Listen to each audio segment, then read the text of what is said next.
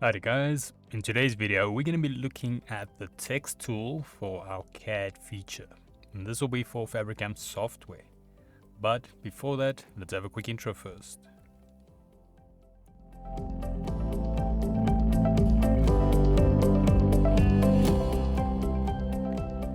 So today's video can be found on softwaretraining.co.za.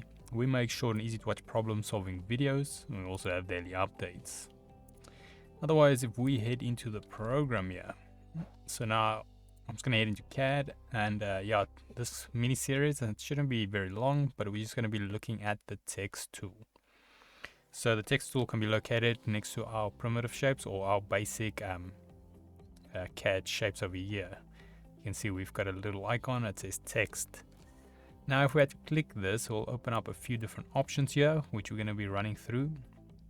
And then on the right here, we've got a nice little preview showing, giving you kind of an idea of what's going to be happening. But then, yeah, so if I go and add text over here, so let's say we go, I'm just going to make it test text. And then we can see the size is currently 20, and I'm just going to leave everything else as is. Then we can add this here to our actual canvas. Now, like with shapes, it is important that we want to go and click the positioning type. So I'm going to go single positioning, click on the canvas, and then choose where to place it. Say OK, and then there we've got our text. I'm just going to zoom in there. Now, something to keep in mind with the text, like with a rectangle, you can set it to the, or should I say it is set to the bottom left corner.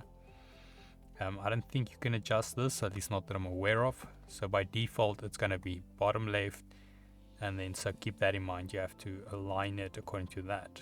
And also when it comes to the actual location of it, it won't be where your letter starts. Like in the case of a T, try imagine there's an imaginary block around this letter, especially if it's capital, and then it will be the bottom left corner. So if I go over here, that's about 0 and 0 on my location identifier. So yeah, otherwise that is how you're going to be adding text. Yeah, we're going to go through some more things about the size and that, how to calculate it more or less, and then so you have a better understanding of how that works.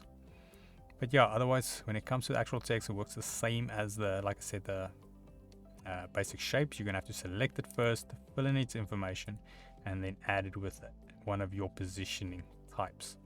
Then it will add your text, and you might have to do some adjusting. I find I do at least have to do some adjusting.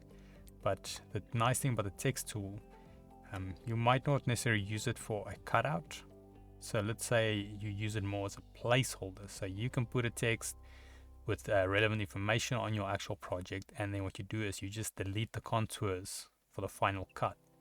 So then when you're actually cutting your project, it won't cut the text out, but while you're working on the project, it makes more sense. So you can have relevant information on your actual project.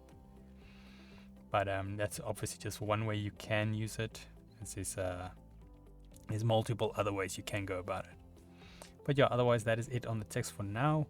If we head here to softwaretraining.co.za, you guys will notice we've got a variety of different softwares we do cover, and you can also isolate your search on the top right. If you do not, however, find the training videos you're looking for, just simply go here, request a training video, fill in the mini form, and then we'll do our best to try and make that for you.